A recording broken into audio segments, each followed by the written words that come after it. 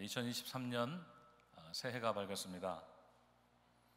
새해 첫날에 주일 예배를 하나님께 드리는 것이 참 감사한데요. 작년 한 해를 돌아보면 어느 때보다 어려운 일이 참 많았던 한 해였습니다. 오랫동안 기승을 부리던 코로나 팬데믹의 기세가 조금 꺾이기는 했지만 여전히 우리 안에는 불안한 마음이 있습니다. 코로나 변이 바이러스 감염에 대한 불안감 뿐만 아니라 팬데믹이 가져온 사회 경제적인 변화 때문입니다. 생활 물가 상승이나 금리 인상 같이 우리의 피부에 와닿는 문제들과 또 노동력과 원자재 공급의 부족이나 물류 대란 같은 비즈니스 현장의 문제들은 우리들의 마음을 더욱 위축되게 만들었습니다. 교육 현장에서도 마찬가지입니다. 온라인 기반의 비대면 학습은 코로나 시대의 유력한 대안으로 부상했지만 자녀들의 학습 능력 저하나 사회성 결여 같은 부작용을 낳기도 했습니다. 그럼에도 2022년은 참으로 감사할 일이 많은 한 해입니다. 사회 곳곳에서 팬데믹 이전으로 회복하고 있는 모습들을 우리가 볼 수 있었습니다. 인플레이션이 여전하긴 하지만 다소 주춤한 경향도 있습니다. 또 내년 경제가 호전될 것이라는 기대의 목소리가 여기저기서 나옵니다. 교육 현장에서도 대면 수업이 재개되고 자녀들은 다시 교실로 돌아가서 선생님과 또 친구들과 함께 공부할 수 있게 되었습니다. 하지만 가장 감사한 것은 하나님의 은혜가 결코 마르지 않았다는 것입니다. 작년 한 해 우리 개인의 삶을 돌아보면 금방 알아차릴 수 있습니다. 하나님의 은혜는 단 한순간도 중단되지 않았습니다. 오늘도 하나님을 예배하는 우리 자신의 모습이 바로 그 증거입니다. 우리 교회도 마찬가지입니다. 영상으로 우리가 다 봤지만 어려운 여건 속에서도 우리는 하나님을 뜨겁게 예배하는 일을 결코 쉬지 않았습니다.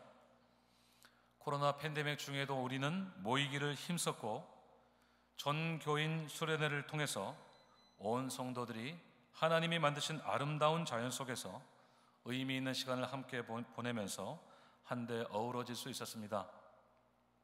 하나님의 은혜와 형제 자매 사랑이 충만한 시간이었습니다.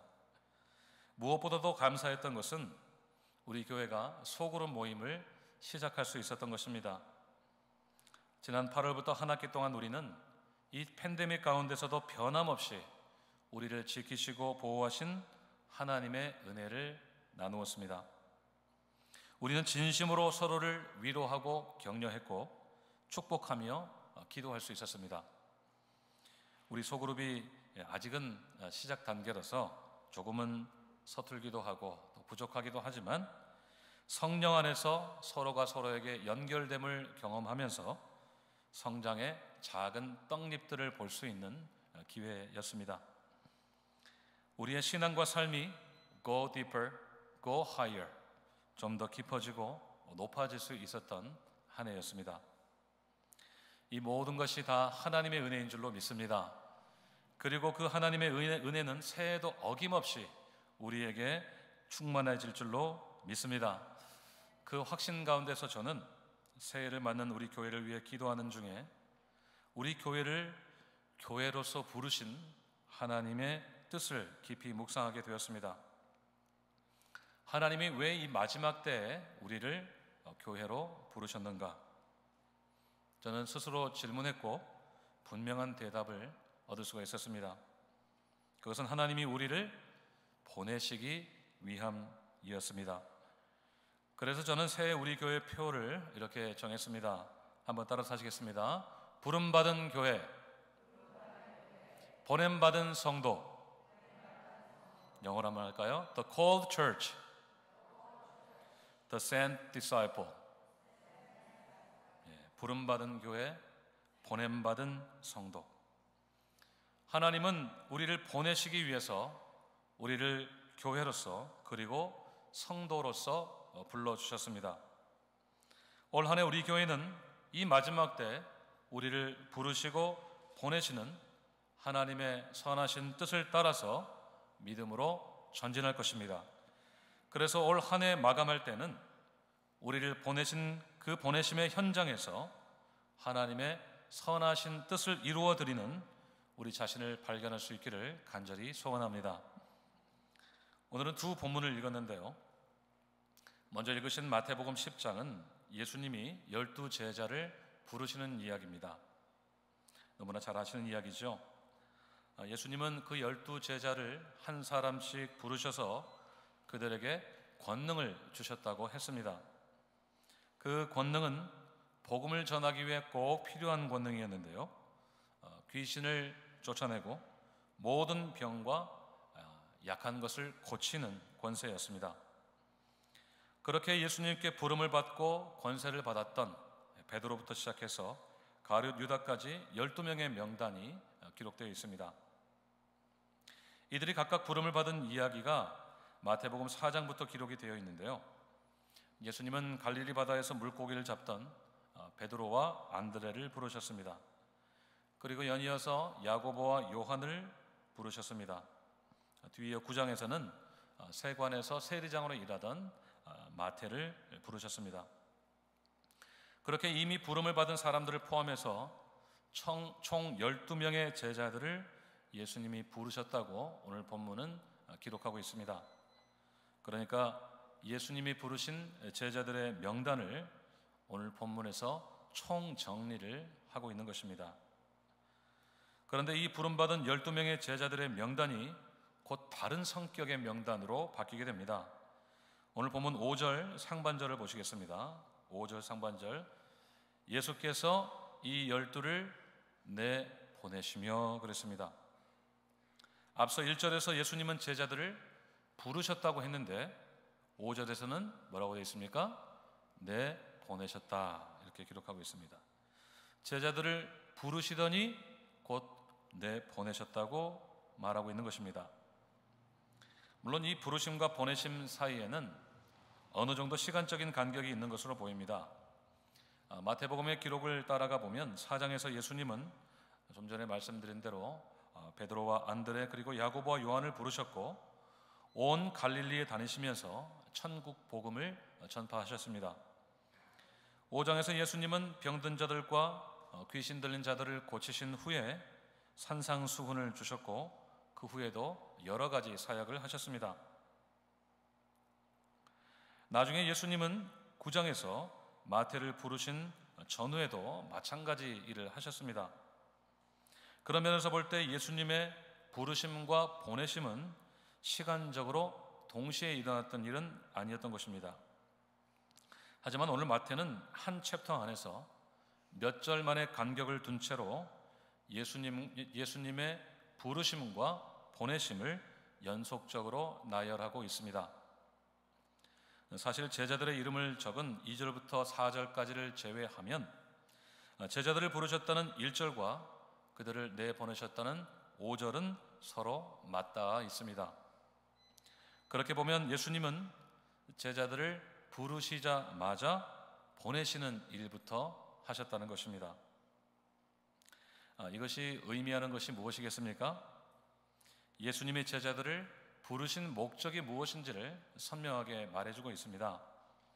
마태는 예수님이 자신을 포함해서 12 제자를 부르시고 권세와 능력을 주신 이유가 곧 그들을 보내시기 위함이었다는 사실을 강조하고 있습니다. 예수님은 제자들을 보내시기 위해 부르셨다는 것입니다. 예수님은 그들에게 제자 훈련을 잘 시켜서 예수님 옆에 영원히 붙잡아 두시려고 그들을 부르셨던 것이 아닙니다. 그들을 보내시기 위해서 부르신 것입니다. 이 12명을 가리키는 호칭에서도 예수님의 그런 의도를 우리가 발견할 수 있습니다. 1절을 보시면 그들을 12 제자라고 부르셨죠. 그런데 2절에서는 그들을 어떻게 부르고 있습니까? 12, 2절 12 뭐라고 불렀어요? 사도라고 불렀습니다. 12 사도. 이 사도라는 말은 사복음서에서 유일하게 마태복음에만 나오는 단어인데요. 이 제자라는 말과 사도라는 말에는 의미상의 차이가 있습니다. 영어 성경에서도 제자는 disciple로 번역을 했고 사도는 apostle이라고 번역을 했습니다. 제자는 예수님을 믿고 신실한 마음으로 그분을 따르는 사람이라고 한다면, 사도는 예수께서 대표자로 위임한 사람들을 가리킵니다. 한 나라로 치자면 일종의 대사 같은 역할을 하는 사람들이죠. 그러니까 이 사도라고 하는 말은 12명의 제자들이 어떤 사명을 받은 사람인지를 분명하게 말해주는 호칭입니다. 그들은 예수님을 대신해서 온 땅에 복음을 전파하는 사람으로서 부르심을 받고 또 보내심을 받은 사람이라는 의미입니다. 그래서 예수님은 그들에게 예수님의 권능을 주셨던 것입니다. 12명의 제자들은 결국 12명의 사도들의 명단이 되었고 12명의 파송 선교사의 명단이 된 것입니다. 여기서 우리가 꼭 놓치지 말아야 될 것이 있습니다. 우리는 예수님을 믿는 사람으로서, 예수님을 따르는 제자로서 부름을 받은 동시에 보냄받은 사람들이라는 것입니다. 예수님께서 제자들을 보내시기 위해서 부르셨던 것처럼 우리도 보내시기 위해서 부르셨다는 말씀입니다. 그런데 문제는 우리가 예수님의 부르심의 자리에 머물러 있으려고 한다는 점입니다. 분명히 우리는 예수님의 부르심을 받은 동시에 보내심을 받았는데도 불구하고 부르심 그 이상으로 나아가지 않으려고 한다는 말씀입니다. 예수님이 나를 제자로 부르시고 하나님의 자녀로 부르신 것은 오케이인데 보냄을 받았다는 것에는 쉽게 동의가 되지 않는다는 것입니다. 그러니까 나는 보냄받은 사람들의 무리에 포함되지 않는다고 하는 생각입니다. 저는 오늘 우리 모두가 선교사가 되어야 된다는 말씀을 드리는 것이 아닙니다. 선교사가 되어서 먼 곳에 가서 복음을 전하는 일은 너무나도 귀중하고 영광스러운 일이지만 모두가 다 그렇게 보냄을 받지는 않습니다. 제가 오늘 말씀드리는 것은 우리 모두가 예수님께 부름을 받았을 뿐만 아니라 동시에 보냄을 받은 사람이라는 점입니다. 현재 생활들을 다 정리하고 멀고 힘든 오지로만 가야 보냄을 받은 것이 아니라 매일 우리가 생활하며 활동하는 그 현장으로 보냄을 받았다는 것입니다. 이 시대의 교회들의 안타까움은 자꾸 성도들을 교회 안에만 머물게 하려고 한다는 점입니다. 교회의 성장이나 부흥을 위해서 사람들을 모으고 그들을 훈련해서 하나님 나라를 위해서 헌신하게 했으면 다시 세상으로 보내는 일을 해야 되는데 그렇지가 않는다는 것입니다. 그저 좋은 일꾼으로 교회 안에만 머물게 하다 보니까 세상에 대해서는 아무런 영향을 미치지 못하는 것입니다. 그들이 세상에서 자신이 크리스찬이라고 밝히는 것만 해도 다행일 만큼입니다. 어두워진 세상을 밝히고 잃어버린 영혼들을 살리는 일에는 무기력한 크리스찬으로 만들어버리는 것이 이 시대의 교회들의 안타까운 현실입니다. 물론 교회 성장도 중요합니다. 전도도 중요하고 훈련도 중요하고 헌신은 더더욱 중요합니다. 우리가 부지런히 기도하며 힘써야 될 일들입니다. 하지만 결국에 교회가 해야 될 일은 그렇게 헌신된 사람들을 다시 세상으로 보내는 일입니다.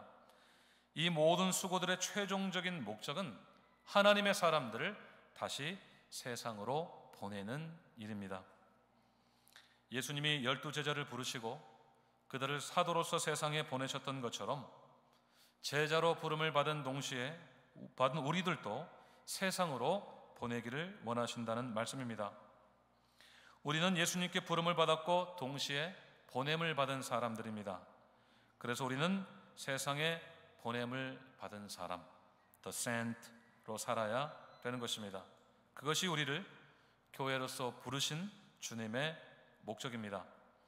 저는 2023년 새해 첫 달에 보냄을 받은 성도로서 우리가 어떻게 살아야 되는지에 대해서 말씀을 나누려고 합니다. 세상으로 보냄받기 위해서 부르심을 받은 우리는 어떻게 살아야 되는지, 주님의 대리인으로서 어떤 사명을 가지고 살아야 되는지를 함께 생각해 보려고 합니다. 오늘은 그 첫 번째 시간으로 광야라는 주제를 가지고 함께 살펴보도록 하겠습니다. 보냄받은 사람과 이 광야는 어떤 관계가 있을까요? 오늘 우리가 두 번째로 읽은 요한복음 6장은 예수님께서 38년 된 병자를 고치신 사건 이후를 배경으로 합니다. 예수님은 안식일에 병든 자를 고치셨는데요, 유대인들은 예수님이 안식일에 금지된 일을 한다면서 시비를 걸었습니다. 하지만 예수님은 하나님의 아들임을 증언하셨고 그들이 부인할 수 없는 증거들을 제시하셨습니다. 그렇게 예수님은 점점 자신의 정체와 그분이 이 땅에 오신 목적을 드러내시면서 하나님 나라 사역을 확장해 가고 계셨습니다. 그렇게 한바탕 논쟁이 끝난 이후에 오늘 본문이 시작됩니다. 1절에서 예수님은 그 후에 디베라 바다라고 불리는 갈릴리 바다 건너편으로 가셨다고 기록하고 있습니다. 그때도 어김없이 큰 무리들이 예수님 주변에 몰려들었는데요, 요한은 그들이 예수님께서 병자들에게 행하신 기적을 보았기 때문이라고 설명합니다. 병을 고침받기 위해 온 사람들, 예수님이 너무나도 신기해서 구경하러 온 사람들, 혹은 다른 이유를 가진 사람들이었을 것입니다. 그렇게 예수님은 수많은 무리들이 뒤따르는 가운데 산에 오르셔서 제자들과 함께 앉으셨습니다. 그런데 그 당시는 유대인의 명절인 유월절이 가까웠을 때입니다. 4절을 보시면요, 유대인의 명절인 유월이 가까웠을 때라고 밝히고 있습니다. 요한은 이 때에 대한 묘사를 요한복음 전체에서 빠뜨리지 않고 있는데요, 그래서 우리가 이 때를 잘 이해하면 요한복음이 주는 메시지가 더더욱 선명하게 들립니다. 이 유월절은 우리가 잘 아는 대로 이스라엘의 3대 절기 중에 하나입니다. 이스라엘이 애굽의 압제에서 벗어나서 하나님이 약속하신 땅으로 갈 수 있었던 그런 결정적인 사건을 기념하는 날입니다. 그러니까 이스라엘이 하나님의 선택받은 백성으로서 동시에 독립국가로서의 정체성의 근거가 되는 중요한 절기입니다. 오늘날로 치자면 독립기념일, 광복절 정도의 무게를 가지는 날입니다. 이스라엘 사람들은 이런 중요한 절기가 되면 너나 할 것 없이 예루살렘을 향했습니다. 많은 사람들이 절기를 지키기 위해서 예루살렘을 향해 길을 나서는 민족적인 대이동이 있었던 시기였습니다. 그런데 예수님은 많은 사람들과 다른 곳으로 이동을 하셨습니다. 그분이 38년 된 병자를 고치신 곳이 바로 예루살렘이었기 때문에 거기에 가만히 계시면 명절을 거기서 지키실 수도 있었는데 오히려 그 예루살렘을 빠져나와서 갈릴리 바다 건너편 광야로 가신 것입니다. 그리고 거기에서 우리가 너무나도 잘 아는 오병이어의 기적을 일으키셨습니다. 언제나 그렇듯이 예수님의 사역은 항상 의도적이었습니다. 그리고 그 사역의 목적은 항상 분명했습니다. 그래서 6월절에 예수님이 광야로 향하신 것은 의도적이고도 분명한 의미를 가지고 있었을 것입니다. 다른 사람 다 하는 대로 하기 싫어서 그러셨던 것도 아니었고, 자신이 하나님이시기 때문에 무언가 사람들과는 좀 다르게 보이시려고 광야행을 택하신 것도 아닙니다. 예수님의 그 의도는 무엇이었을까요? 먼저 이 광야라고 하는 장소적인 의미에 대해서 생각해 보십시다. 여러분, 광야하면 무엇이 떠오르십니까? 척박함, 황량함, 광활함, 이런 것들 생각나지 않으십니까? 캘리포니아에서 자동차로 여행을 해보신 분들이라면 아마 한 번쯤은 보셨을 것입니다. 저기 멀리 병풍처럼 서 있는 산들 앞으로 드높게 펼쳐져 있는 넓은 들판이 바로 광야입니다. 차로 간다고 해도 한참을 달려야 그 끝에 도착할 만큼 그렇게 넓고 광활합니다. 그 광야를 가만히 보고 있으면 어떤 생각이 드세요? 야, 저기는 사람이 절대 못 살겠구나, 그런 생각이 들지 않으세요? 특별히 뜨거운 여름철에는 더더욱 그렇습니다. 저기 몇 분만 서 있다가는 큰일 나겠다 싶은 생각이 듭니다. 그런데 이스라엘 광야가 꼭 그렇게 생겼다고 그럽니다. 모양이 조금 다르기는 하지만 황량하고 거친 그런 벌판이 바로 광야입니다. 그런데 주님이 바로 그 광야로 가셨다는 것입니다.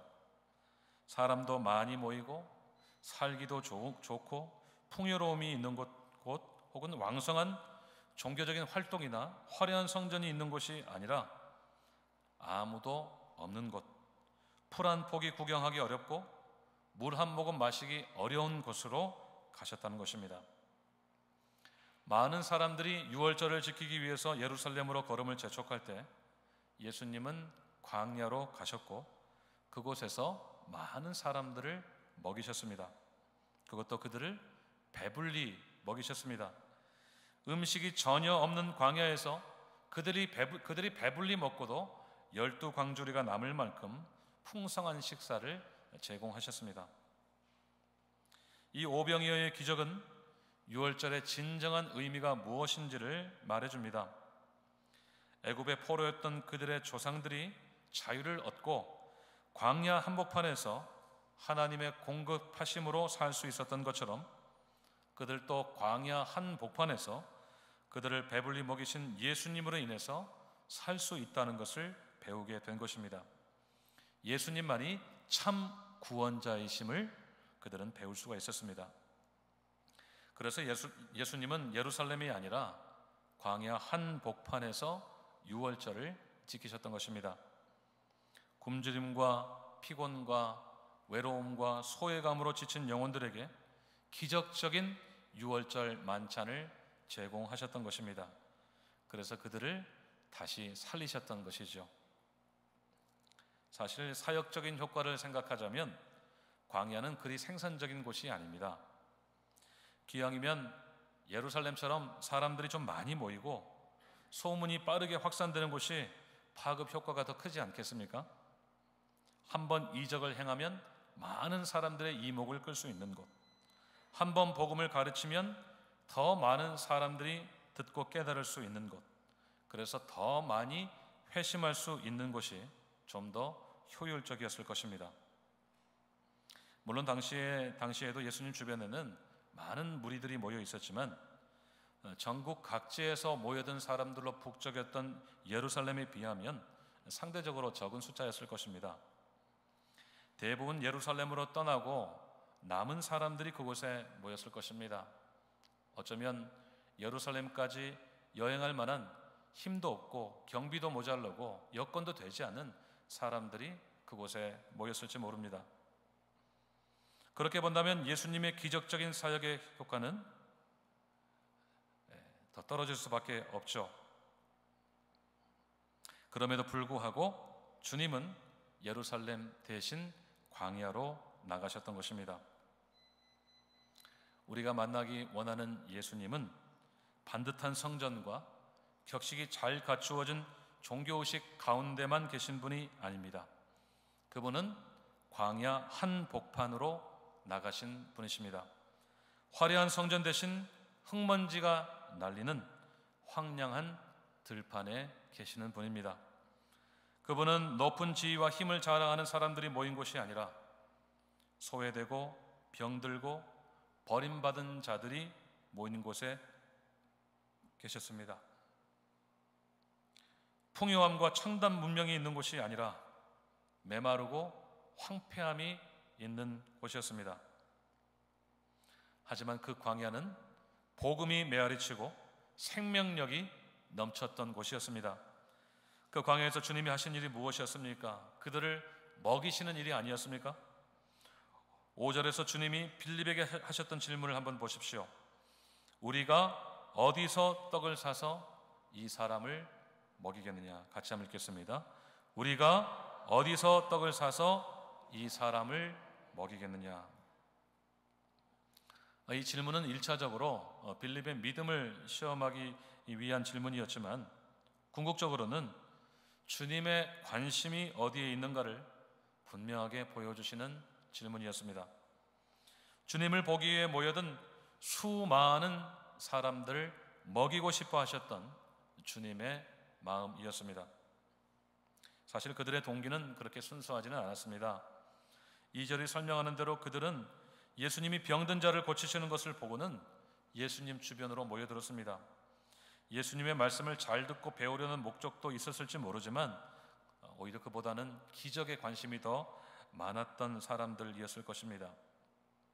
그럼에도 불구하고 주님의 마음은 그들을 먹이시려는 것이었고, 빌립을 포함한 제자들과 함께 그 일을 서로 같이 함께 하기를 원하셨던 것입니다. 결과적으로 어떤 일이 일어났습니까? 수천 명의 사람들이 배불리 먹고도 남음이 있었습니다. 어떻게 그들을 먹이겠는가 하신 것은 단순히 그들에게 한 끼 따뜻한 식사를 제공하자는 정도가 아니었습니다. 어떻게 하면 그들의 영혼이 배고프지 않고 목마르지 않게 할 수 있는가라고 하는 질문이었던 것입니다. 그래서 주님은 요한복음 6장 35절에서 이렇게 말씀하셨습니다. 함께 읽겠습니다. 시작.